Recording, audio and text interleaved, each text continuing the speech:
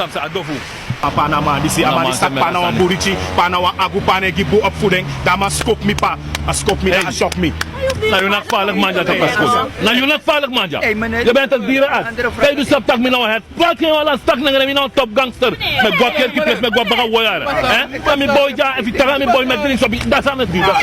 San no Okay, go. Hey, Ruel, kom, go. Sabito. Stabil.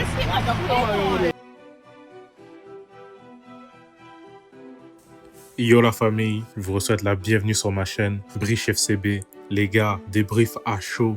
4-1 face au Bayern de Munich, les gars. L'Europe est prévenue. C'est la joie aujourd'hui. Ensemble, les gars, Hansi Flick, merci pour le flickball. Merci pour cette mentalité. Merci pour ce renouveau au Barça, les gars. On envoie un message à toute l'Europe, à la Ligue des Champions au complet. Je pense que tout le monde avait les yeux braqués sur ce match aujourd'hui, excepté, les supporters de clubs qui jouent en même temps. Mais le monde du foot européen, le foot européen en général, avait les yeux sur ce match. On a répondu présent à l'appel et on a envoyé un message très clair aux favoris de cette Ligue des Champions. Nous sommes de retour. J'ai envie de dire, nous sommes de retour sur la scène européenne. On a réussi notre premier gros test et avec brio, les gars. Comme d'habitude, vous savez, on va citer les quelques petits points négatifs avant de s'attaquer aux positifs, les gars, pour s'en débarrasser. J'ai envie de dire, clairement, les gars, même si on a gagné ce match, le premier point négatif que je souligne, c'est vraiment la ligne du hors-jeu qui a été battue, les gars. Je ne sais pas si vous avez remarqué, le Bayern a très bien, en tout cas dans les 25 premières minutes, le Bayern a très très bien réussi à non seulement battre notre pressing, mais aussi battre leur jeu.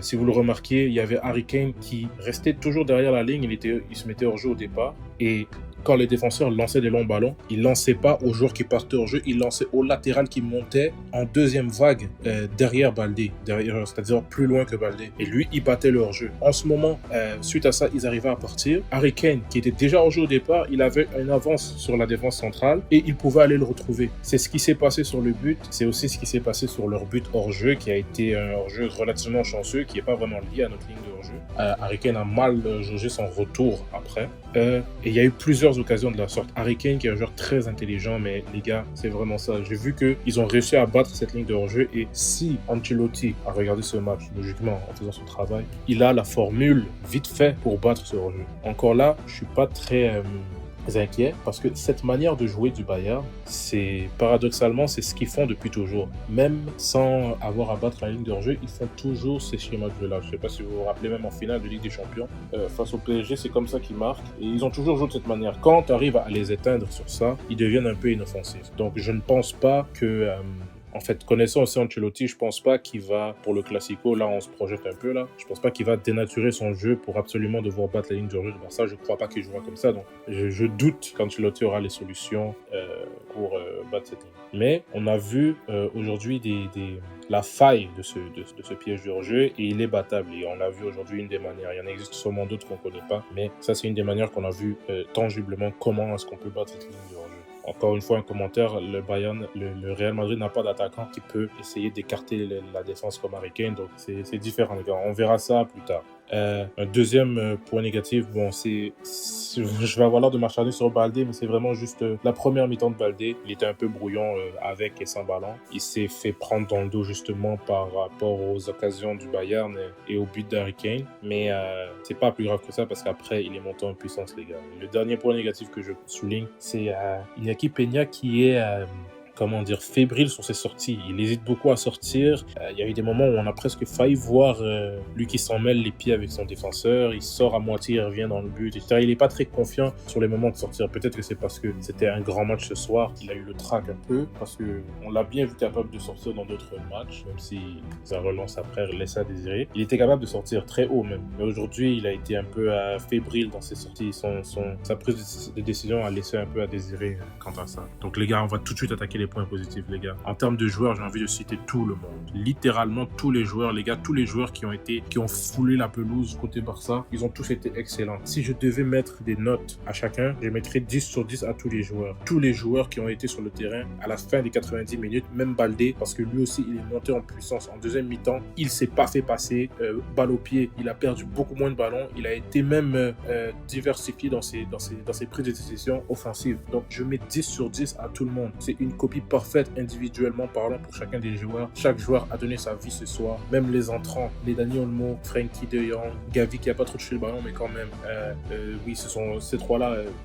Victor qui aussi n'a pas touché le ballon, mais là il s'est battu.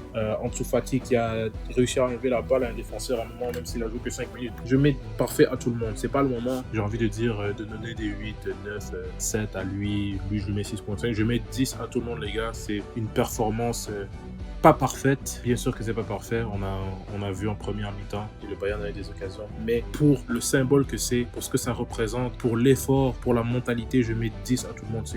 Tout le monde mérite d'être ovationné. Même si au-dessus du lot, les gars, au-dessus du lot, malgré que je mets un 10 à tout le monde, si c'était possible, on mettrait un 15 ou un 20 à Monsieur Rafinha. Je sais même pas s'il faut encore continuer à l'appeler Rafinha ou s'il faut commencer à lui donner des surnoms comme R9 et tout. Là. Rafinha, Ronaldinho, Rivaldo, je sais plus c'est qui est sur le terrain.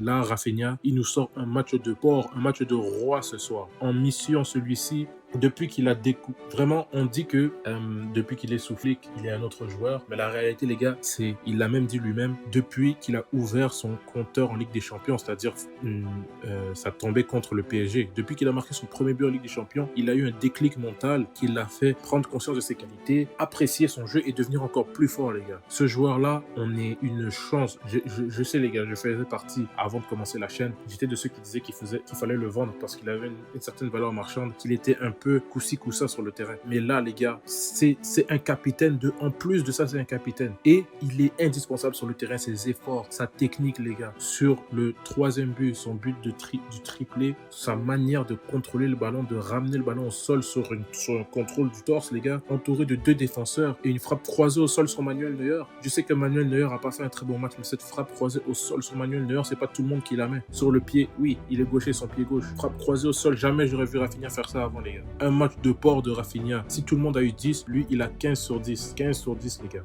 Je vais même pas, pour la suite, je vais même pas m'attarder à dire oui, lui, il a été mieux. Comme je vous ai dit, tout le monde. Lamine Yamal qui avait mis en story Instagram qu'il est on a mission. Aujourd'hui, les gars, on a vu un grand Lamine Yamal lors d'une grande soirée, les gars. Ça nous rappelle sa performance face à Nuno Mendes face au PSG, le temps qu'il était sur le terrain. Là, il a pris en maturité, il sait quand dribbler. Même quand on a la balle dans notre tiers, il arrive à effacer des joueurs, faire les bonnes passes, lâcher le ballon quand il faut, même faire des interventions défensives, les gars. Lamine Yamal en mission, ça se voit que lui, il a eu sa revanche. Sûrement que le 8-2, ces matchs-là, tous les gifs que le Bayern nous a mis avant, il les a vus à la télé. Il était un enfant, les gars. Le 8-2, c'est il y a 4 ans, il a 17 ans aujourd'hui. Il avait 13 ans lors de ce match. Il a dû en faire une histoire personnelle, vous voyez. Ensuite, Casado, Pedri, en fait, le milieu de terrain, je sais que j'ai dit que je parlerai pas de chacun des joueurs, mais les gars, Casado et Pedri ensemble, je ne veux même pas les voir se séparer. C'est une paire au milieu de terrain qui est c'est un joyau, les gars, ces deux joueurs. Pedri, qui a encore une fois aussi envoyé un message à tout le monde. Il est de retour, ce joueur, et il n'y a pas de comparaison entre Pedri, Musiala, Bellingham, je sais pas quoi. Pedri est un joueur de classe mondiale. Pedri est dans le gratin. C'est le gratin des milieux de terrain en ce moment actif. Tous les milieux de terrain, Pedri fait partie du top. Il est dans ces joueurs-là. Il n'y a pas de discussion de est-ce que Musiala. Il n'y a pas de ça. On l'a vu aujourd'hui, les gars. Pedri, bravo à Pedri. Fermin Lopez qui était excellent. Un mix de physique, d'intensité, de vitesse et de technique, les gars. C'est une manière de se retourner avec le ballon. Quand il reçoit la balle dos au jeu, qui se tourne tout en protégeant le ballon et il peut lancer des attaques. Il est trop fort, les gars. 2 passes décisives pour lui aujourd'hui. Sur son retour de blessure, et il est frais. Je ne sais même pas, là, je me projette encore au Classico. Je ne sais même pas quel sera le milieu titulaire, étant donné que tout le monde est frais. Justement, parlant du milieu, il y a De Jong, Gavi, Olmo qui sont rentrés après. On a vu qu'ils sont prêts à jouer, ils sont capables. Olmo qui nous fait quelques petits slaloms, qui envoie un caviar à Lewandowski. Finalement, il marque pas. Mais Olmo est prêt aussi, les gars. Gavi, il a pas trop touché le ballon, mais on l'avait vu au dernier match. Il est prêt. Tout le monde est prêt, les gars. On ne le réalise pas, mais dans les 20 dernières minutes, on a réussi à faire un turnover face au Bayern. En Ligue des Champions, réussir à reposer quelques joueurs, en faire prendre des minutes à d'autres, Frenkie de Jong, Ansu Fati, Gavi, tout ça. C'est parfait, les gars. C'est un résultat plus que ce à quoi je m'attendais. Moi, je me serais contenté de la victoire, peu importe la manière. Si on gagnait 1-0, 2-1, dans la difficulté, etc., on allait souffrir, ça allait être un match un peu ping-pong. Mais là, non. Domination comptable. Je sais que le Bayern a eu cet temps fort. fort. On a eu des moments où on a dû défendre, surtout l'entame de match, elle a été quand même pas mauvaise, mais elle a été compliquée. Le Bayern a très bien commencé son match malgré qu'on ouvre le score. Malgré ça, les gars, c'est quand même une partition du Barça. À un certain moment dans le match, les gars, on entendait les olés à chaque pas. Ça fait combien d'années qu'on n'a pas vécu ça ensemble, les gars? Combien d'années? J'ai envie de dire, depuis Messi, même quand Messi était là, dans ces dernières années, on n'a pas vécu ça. Des dominations comme ça dans les grands matchs. Ça fait très longtemps, les gars. J'ai envie de dire, peut-être même depuis la dernière victoire en Ligue des Champions, qu'on n'a pas gagné un grand match de Ligue des Champions. Vous le réalisez, les gars? Ça allait faire 10 ans. Ça fait 9 ans maintenant qu'il n'y a pas eu de grande victoire en Ligue des Champions. Bon, il y a le PSG, il y a la remontada, mais ça, c'est un autre contexte un peu différent. Vous voyez un peu ce que je veux dire. Donc, les gars, c'est un débrief à chaud, comme je vous dis, il y a beaucoup d'émotions là-dessus. J'ai envie de souligner aussi Lewandowski. Il met son but, un but d'attaquant.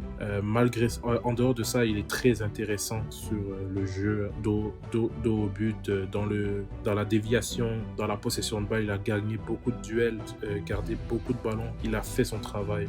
La défense, la défense Inigo Koubarsi, qui a été, comme je vous ai dit, dans le temps fort du Bayern, au début un peu en difficulté, mais après c'est remonté en puissance. La distribution excellente. Baldé, une montée en puissance. Il a fait oublier sa première mi-temps avec la deuxième. Il a même fait des percées devant, dribble. Il a fait les passes au milieu que je lui reprochais de ne pas être capable de faire. Il a tout fait, les gars. Le flickball s'installe. On est prêt pour Madrid. Le flickball se confirme. J'ai envie de dire, pas s'installe. On est prêt pour Madrid, prêt pour l'Europe. Et l'Europe et le Real Madrid sont prévenus. On affronte Madrid au Bernabéu ce week-end, les gars. Je sais qu'ils ont vu ce match. Les joueurs ont dû regarder ce match. Ils ont qu'à se préparer. Ils ont intérêt à se préparer pour ce match. L'Europe a intérêt à se préparer pour le Barça. Nous sommes de retour, les gars. Profitez de ces moments. Profitez, j'ai envie de dire pour conclure, les gars, profitez de la joie que vous vivez en ce moment. On est conscient qu'elle est très précieuse, étant donné ce qu'on a vécu toutes ces années. Vous avez le droit de jubiler. N'écoutez pas les gens. Vous avez le droit de profiter. Je vous l'encourage fortement de le faire. Profitez, les gars. On arrive au Bernabéu